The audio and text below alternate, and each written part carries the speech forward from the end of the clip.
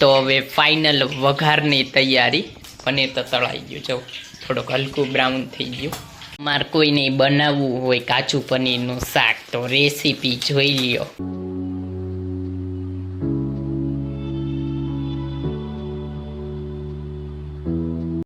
નમસ્કાર દર્શકો, કેમ છો બધા? મજામાં? આશા કરું છું બધા મજામાં જ હશો.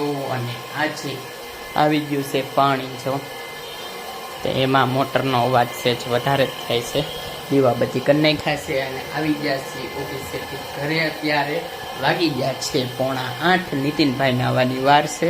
પાણી ભરાય છે, આ મમ્મી પાણી ભરે છે ટાંકીમાં. હાય જેવા હાય. અને આજે સ્પેશિયલ જમવામાં શુક્રવાર છે તો એટલે મારી મમ્મીને રજા હતી, તો આજે જમવામાં બનવાનું છે જો પનીરની સબ્જી, કાજુ પનીરની સબ્જી બનવાની છે. આ પનીર આવી ગયું છે, હા મેં જો મિક્સર કાઢી રાખી છે એટલે ગ્રેવી. અને દૂધ આવી ગયું એટલે ભાગવું પડશે, પહેલાં દૂધ લઈ લેવી. તો ઉતાવળે આંબા નો પાકે, જો 2 તપેલી બગાડવી પડી. હું ભૂલમાંથી નાની તપેલી લઈ દોડો ગયો તો આ જો આમાં મોટીમાં એડજસ્ટ કરી દીધું દૂધ. હવે આને હે ને હોટ ગરમ કરી નાખવી, ગરમ. અને આપણું પીવાનું દૂધ છે એની સાઈડમાં મૂકી દેવી. તો દૂધ લઈ આવ્યા અને જો અત્યારે તૈયારી થાય છે, મેં કીધું એમ, કાજુ પનીરની સબ્જીની. તો જો અહીંયા છે પનીર, આ છે કાજુ, આ છે તેલ મૂકેલું છે, બહુ જાજુ તેલ મૂકી દીધું છે. અને બધા મસાલા, ગ્રેવી, જો ગ્રેવી અને દૂધ, કારણ કે દૂધ નાખવાથી તેલ હોય ને એ ઉપર ચડે, રસા ઉપર, બરોબર એવું હોય ને.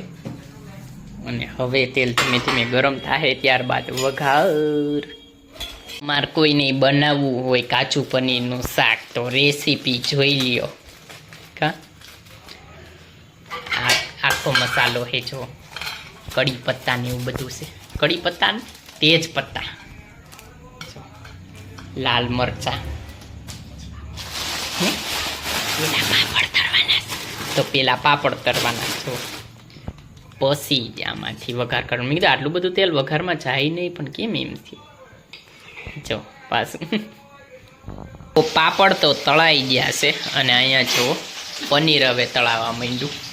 પનીરને સેજ તળવું પડે અને ત્યારબાદ આ કાજુ પનીરનું સબ્જી ચોંટી ન જાય પનીરમાં એકબીજા એવું.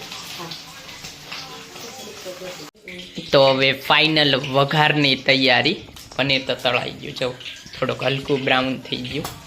અને જો ભાઈ સાહેબ પેલા આખો મસાલો અને ત્યારબાદ ગ્રેવી. શું થયું?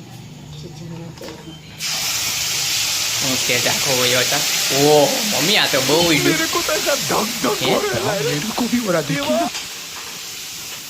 ये तो कुछ ज्यादा ही नहीं बस लिया है એવું. બસ હવે થઈ ગયું. હા સુગંધ આવી મસ્ત. પણ ये पनीर है, पनीर. हाँ ऐसा नहीं बोलना चाहिए.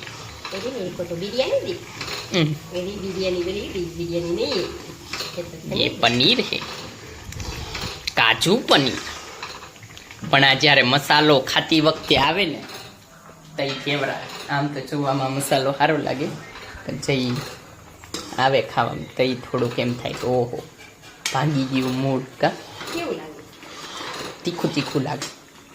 અને ત્યારબાદ દૂધ, જો દૂધને પણ મમ્મી પૂરેપૂરો ઉપયોગ કરતા. દૂધ નાખવાથી મેં કીધું એમ આગળ કહી દીધું.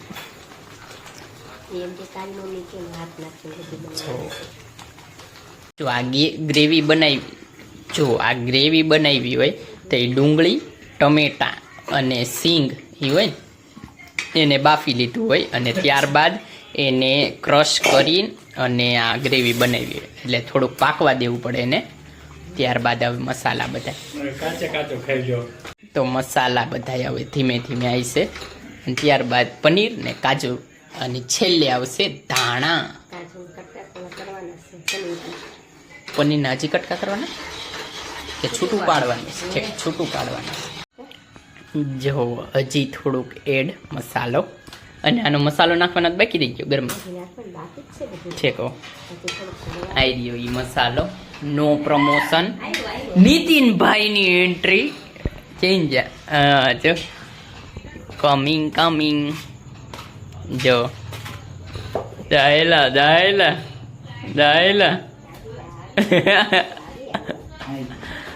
આવી ગયા નીતિનભાઈ આવે ને અમારે તુફાન આવે. એ મેં આગલા વ્લોગમાં કીધું હતું. ઓય બંધ કરી દો, બંધ. ઈ અમારે છે પાસ્તા ખાવાના. અને નિત્યા શાક તો તું જો કેનું બને, કાજુ પનીર. ઓય પાણી નથી નાખવું લે બોય. હવે નીતિનભાઈ હક નહીં લે. આમ જો હાઈટ જો, ક્યાં મમ્મી ત્યાં નીતિનભાઈ. ઓ ભાઈ नित्य उस बेटा कितना बड़ा हो गया है कोई लड़की दे दो इसी नहीं मेरा छोटा बेटा पढ़ जाए ऐसा नहीं चलेगा मेरे बड़ा बेटे का रिश्ता હવે જો મસાલો, ત્યારબાદ કાજુ પનીર એડ કરીને હવે તૈયાર થઈ જાય ત્યારે જ વાત. તો બની ગયું છે કાજુ પનીરનું શાક. આવું બધા ખાઈ લેવી વારાફરતી વારા. અહીંયા જુઓ રોટલી બની ગઈ છે, પાપડ તળાઈ ગયા છે, છાઈ સામે છે. નીતિનભાઈ અહીંયા છે, ખાઈ લેવી હટો હોય. તો પછી સાંજે તો કાજુ પનીરનું શાક ખાઈ લીધું અને રેસીપી વિડીયો આવી જાય આ આખો વિડીયો. અને હવે બ્લોગ શરૂઆત થાય. પછી રવિવાર છે રજા છે, શુક્રવારની રજાને બદલે હવે રવિવારે રજા રહેવા માંડી. તો કંઈક અલગ અલગ કોન્ટેન્ટ માટે તૈયાર રહેજો.